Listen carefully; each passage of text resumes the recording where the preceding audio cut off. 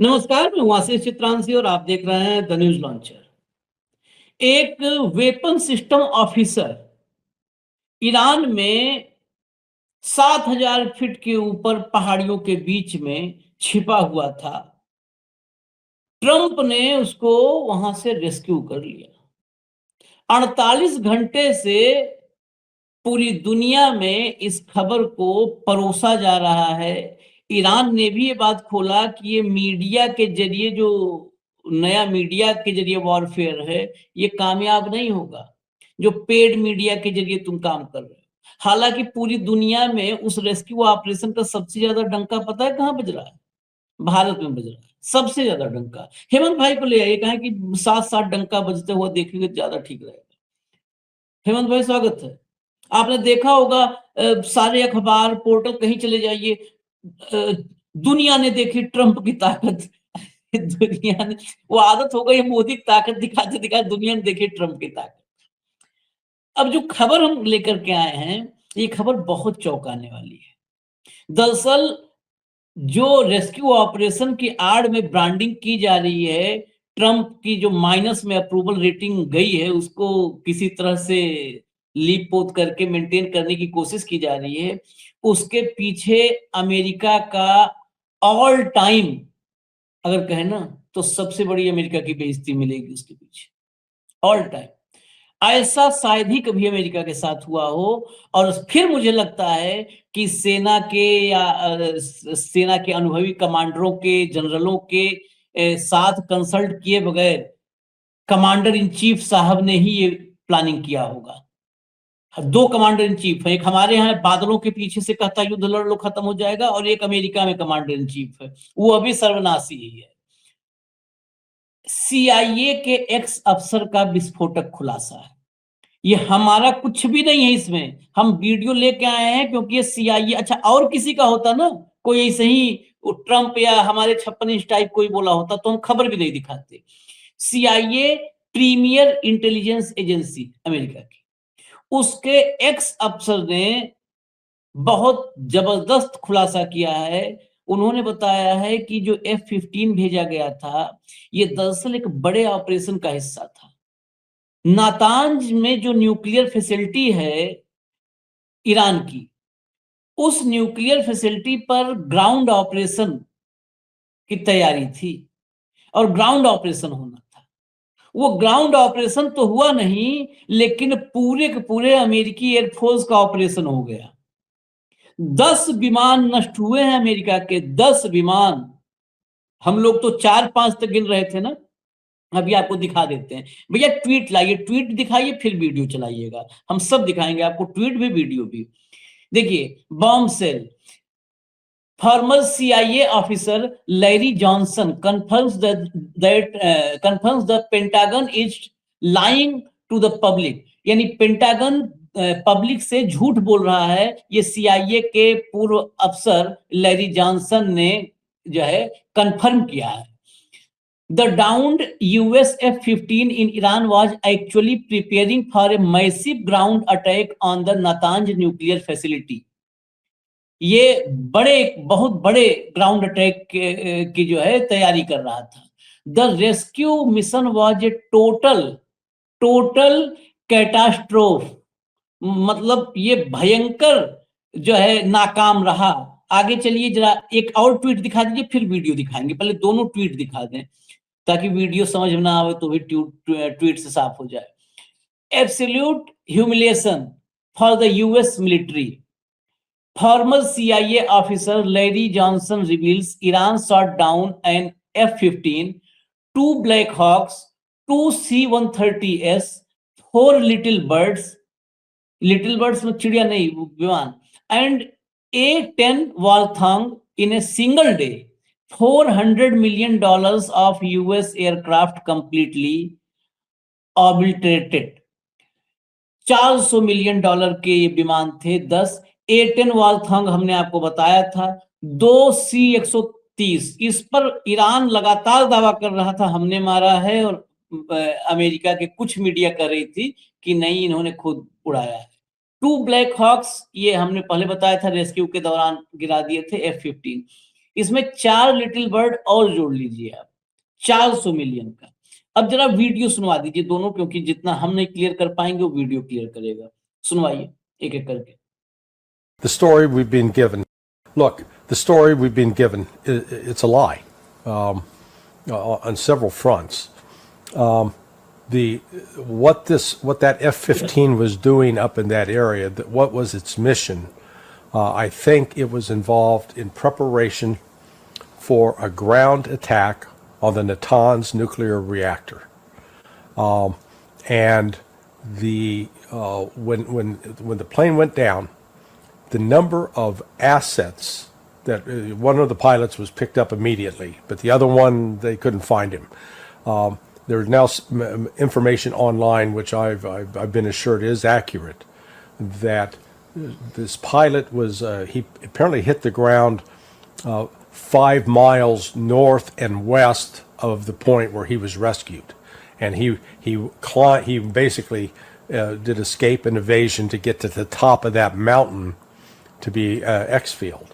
Now here's where it really gets strange and doesn't, the explanations don't make sense. At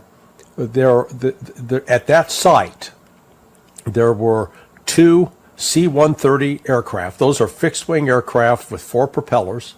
The Joint Special Operations Command, JSOC, they have. अगला next video.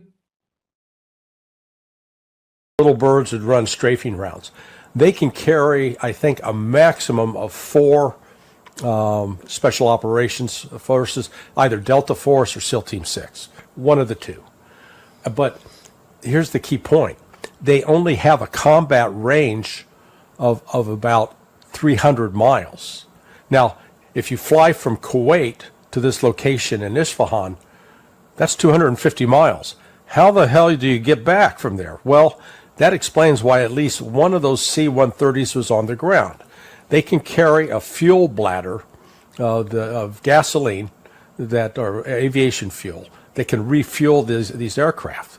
And then, but it's not clear if the other C-130 was there as well on that mission. It said that both got stuck in the sand, but some of the pictures that have come out and some of the video at least appears to show one of those in flame crashing into the desert. So I don't think we have an accurate count. What we do know is that in addition to losing the F-15, we lost an additional 2 Black Hawk helicopters. They're called Pavehawks. We lost at least, got the 2 C-130s that were gone. Now we've got an additional 4 MH-6 Little Birds, and I think the reason they left them there, they didn't have enough fuel to get them back to safety.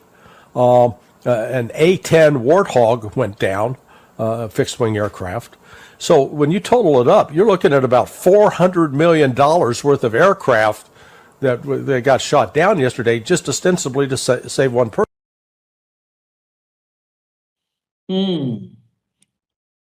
बहुत सारी technical, ये CIA के अफसर हैं, बहुत technical points इसमें, मतलब जितनी बातें थी एक एक करके कि कितना कम्बैट ऑपरेशन, कितनी दूरी इस्फहान की थी, कुवैत से क्या था, सारा टेक्निकली बताया है इन्होंने।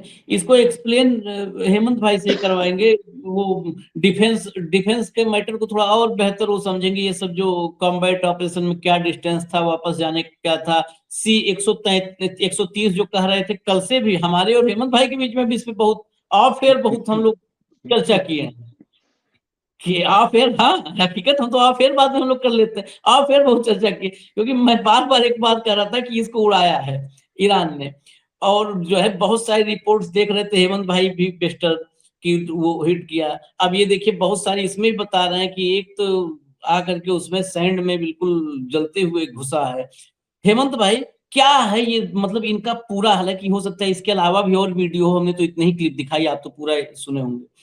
ये क्या ऑपरेशन करने वाले थे और कैसे इनका ऑपरेशन हो गया, और क्या क्या सबूत लैरी जॉनसन, क्या क्या सबूत उसके पक्ष में, अपने दावे के पक्ष में दे रहे हैं।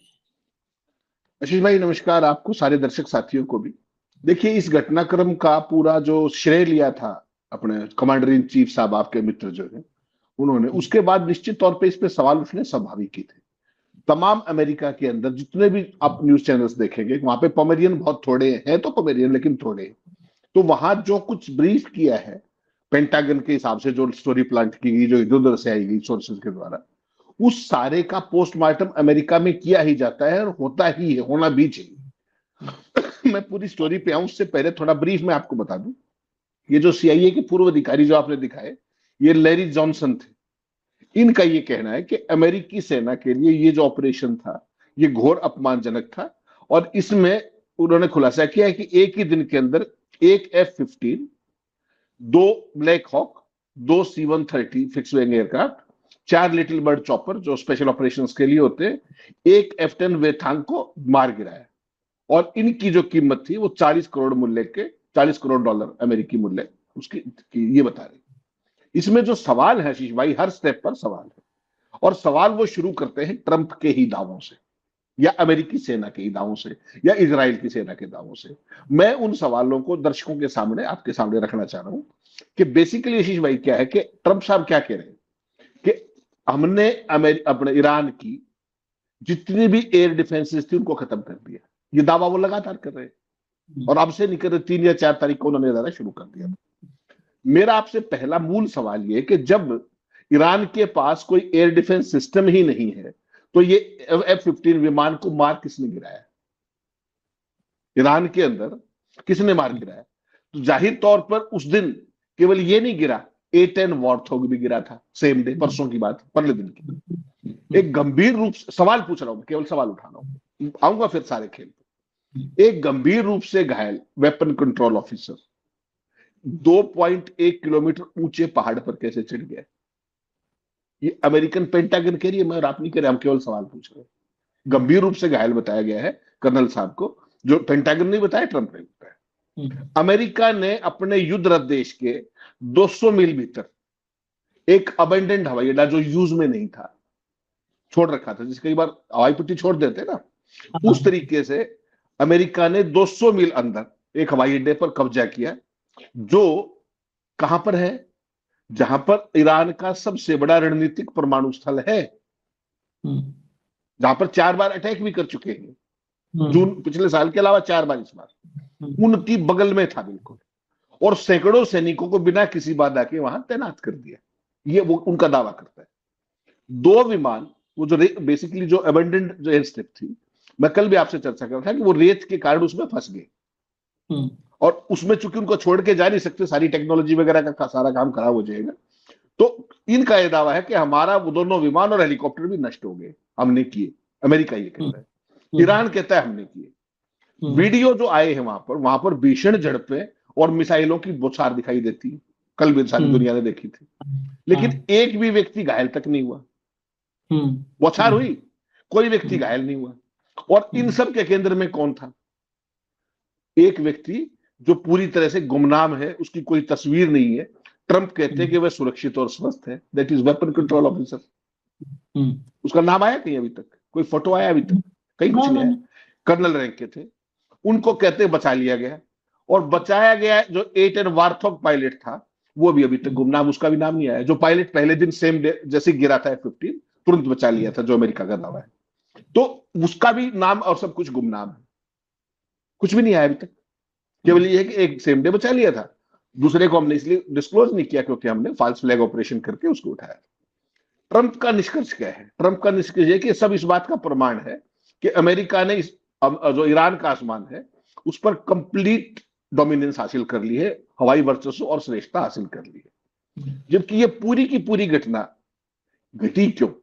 इसके मूल में जाइए। घटी इसलिए कि F-15 को ईरान ने मार गिराया था। It is a fact. सारी कहानी कहां से शुरू होती है?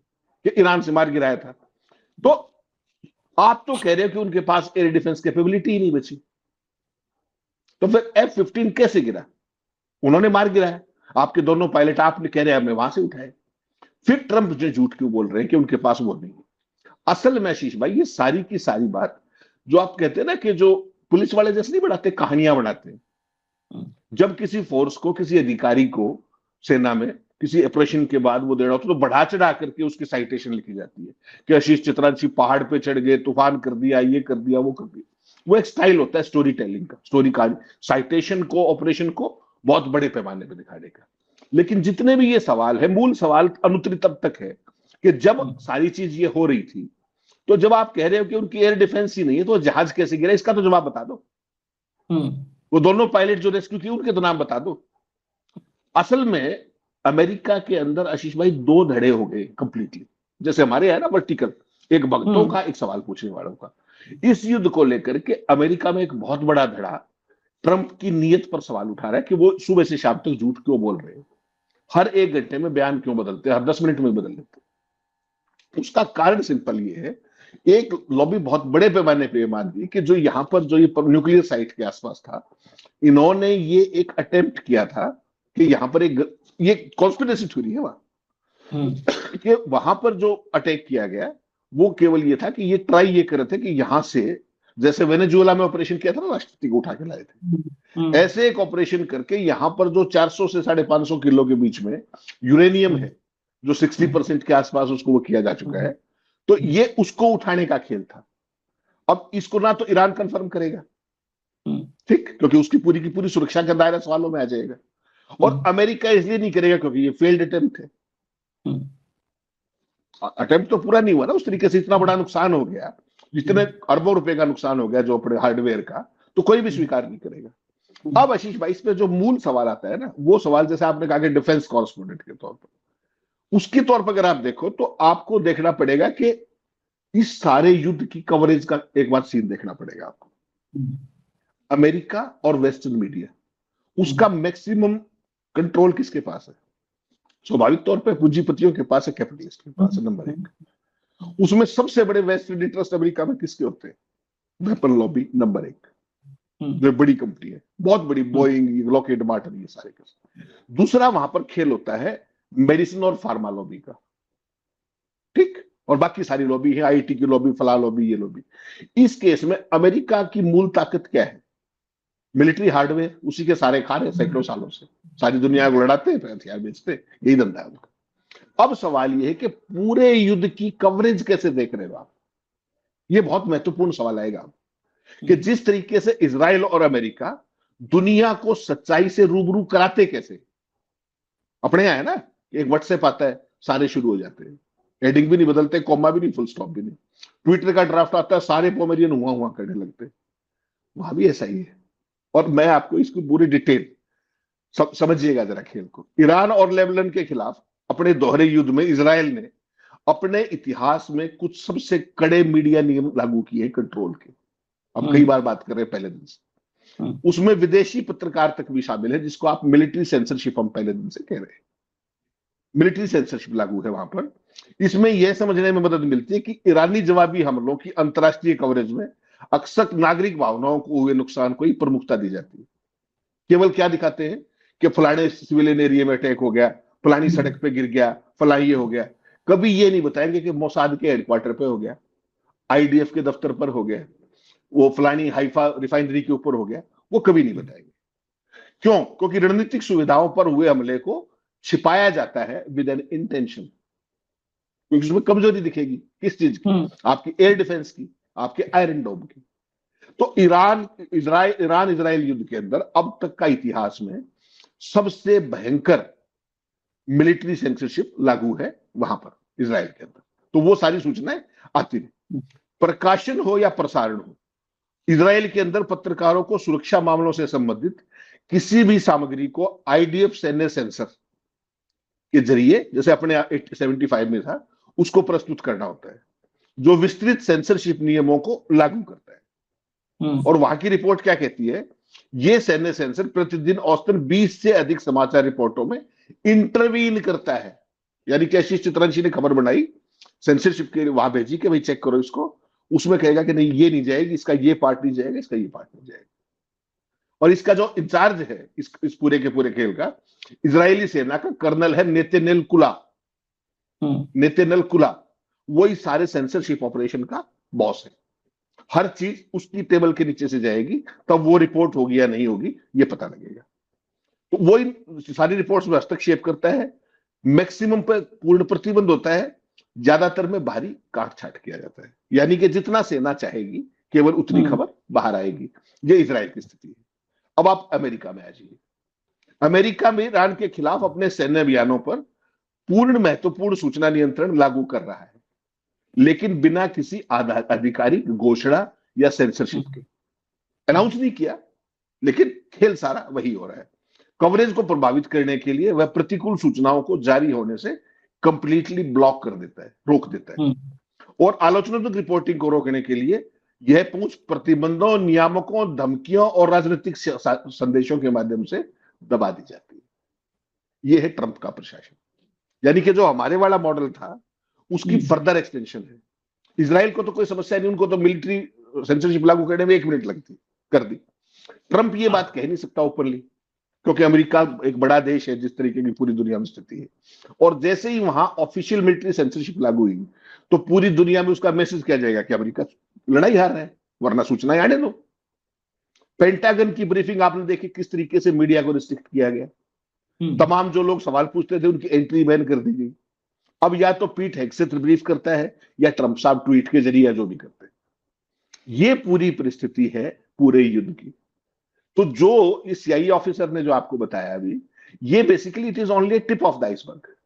अमेरिका के अंदर जो एक खास लॉबी है जो सवाल पूछने वाली है, जो एक एकेडमिक लॉबी है, वो ये कह रही है कि इंस्फान पर आप ये हमला करने गए थे ताकि वो खेल हो जाए वेनेजुएला टाइप।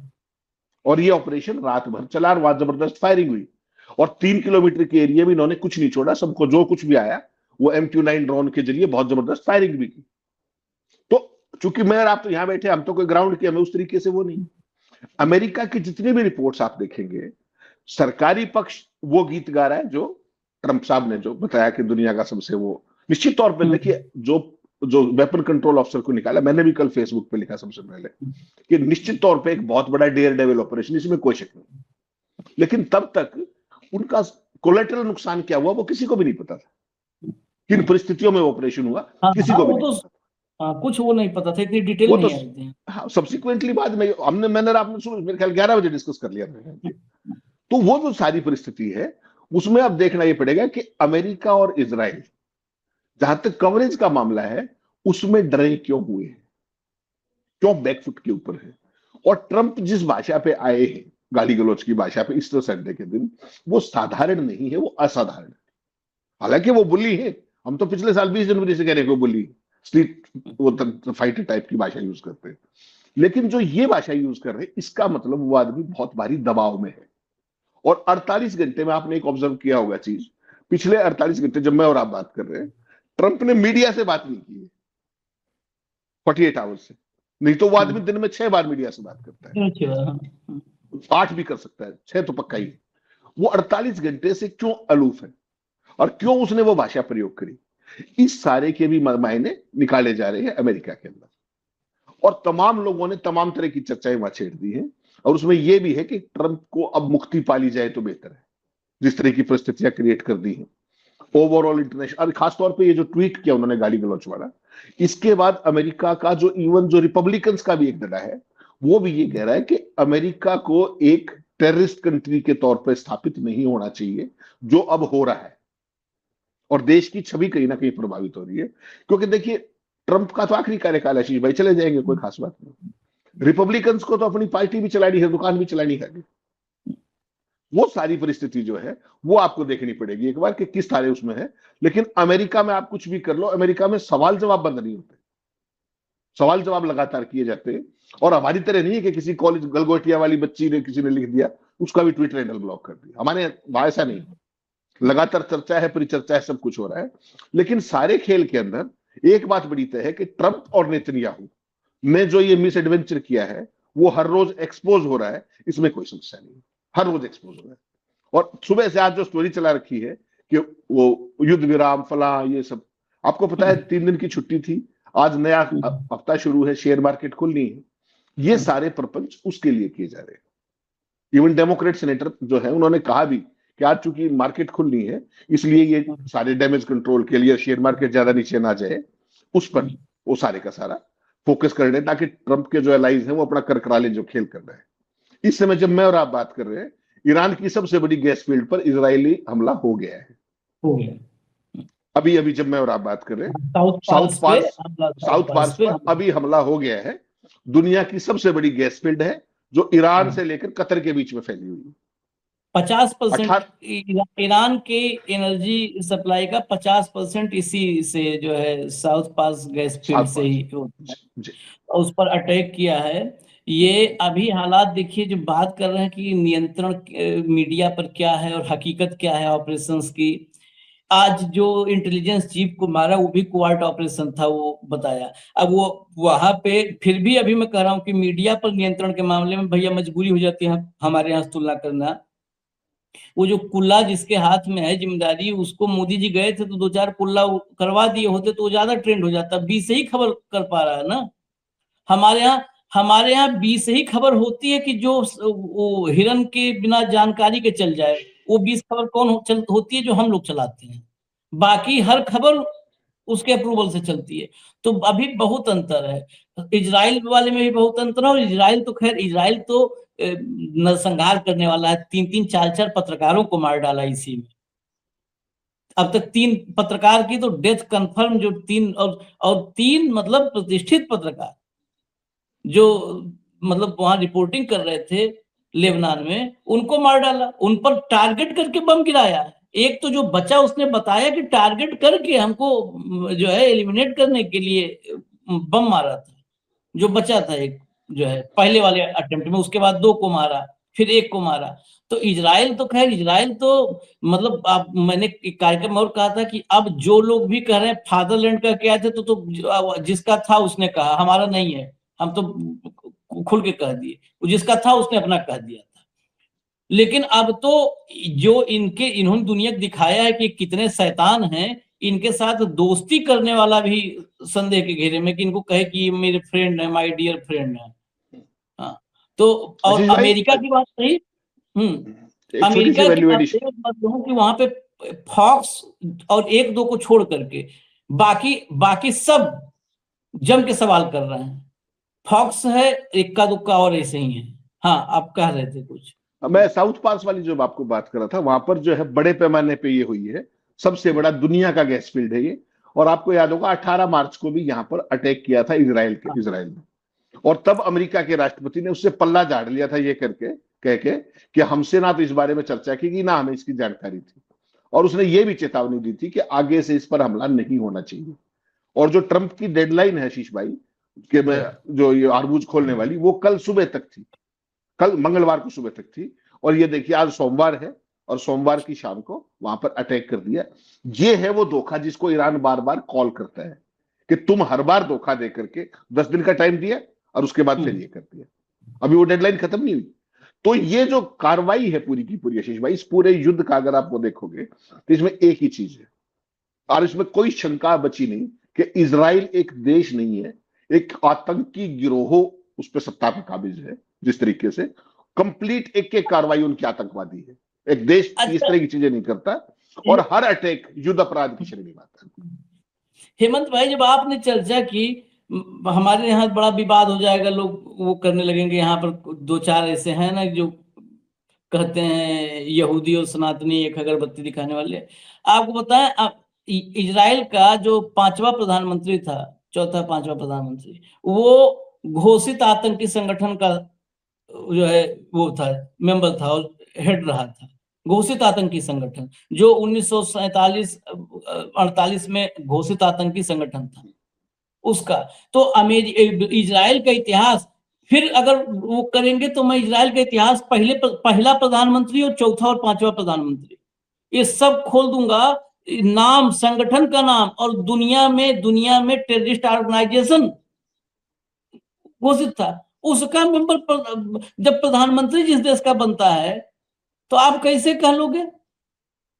कैसे कोई डाउट होगा क्या आपको? फिर उसके बाद किस संगठन से कौन आता है, इसी पर तो देश की तकदीर तय होती है। इसमें तो कोई डाउट नहीं है। इसमें तो हम लोग इस पर तो विशेष चर्चा युद्ध के पहले से करते रहे कि किस संगठन से कौन आता है। जिस संगठन से आता है, जिस पाठशाला से, वही निर्भर करता है कि देश को किस दिशा में लेके जाएगा। तो इसमें कोई दुविधा नहीं। और यह भी एक चीज याद दिला दूं, इसी जो साउथ पास पर किया है अटैक, पिछली बार जब किया था तो हेमंत भाई ने बताया, जो उसमें एक चीज और ऐड कर लीजिए, उसी के बाद रास लफान उड़ाया था, तो 5 साल उसके रिपेयर में लगेगा, कतर वाला। तो अभी तो ये खबर आई है कि ईरान के गैस फील्ड पर हमला किया। अब आगे की खबर जो आएगी, थोड़ा उसके लिए अलर्ट रहे सब लोग। वही गैस के बदले गैस, वो तो कहीं भी इनिशिएट नहीं करते ईरानी। इस बात में भाई हम कायल हैं, कोई कुछ कहे, वो कहीं भी इनिशिएट नहीं की। जब उसके ऑयल फील्ड पे किया हमला तो उसने सबकी रिफाइनरियां उड़ाई, बाप को, आराम को, सबको। और जब उसके गैस फील्ड पे मारे तो उसने रास लफान उड़ाया। 5 साल तक कतर अभी रिपेयर करेगा, अभी तो रिंच बिलास पेचकस के इंतजाम में लगे हैं। तो ये चीजें ध्यान रखिए कि अभी रिटेलिएशन क्या होगा वो देखिएगा, गौर से। रात पूरी बाकी है।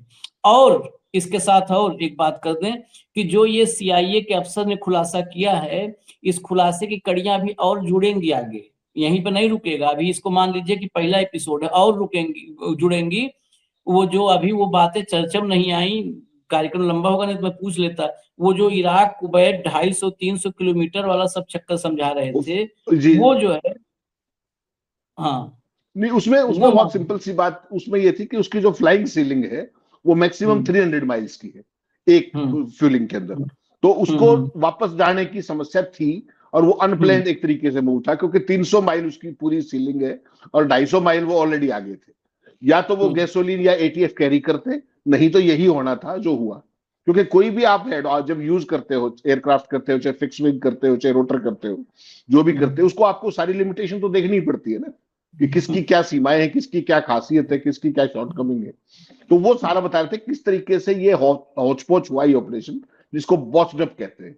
और उस बॉस्ड अप ऑपरेशन के अंदर भी अमेरिका को खराब प्लानिंग के कारण नुकसान उठाना पड़ा। That's what he mean to say, कि भाई 300 माइल जब टोटल है, तो आप ये तो सोचोगे ना कि 250 माइल जा रहे हो, तो श्रीमान जी 250 माइल वापस भी तो आना है, या वहीं रुक जाओगे जाकर के, वो दुश्मन देश है। तो that's what he was trying to tell कि 500 किलोमीटर की सीलिंग होनी चाहिए, 300 की थी।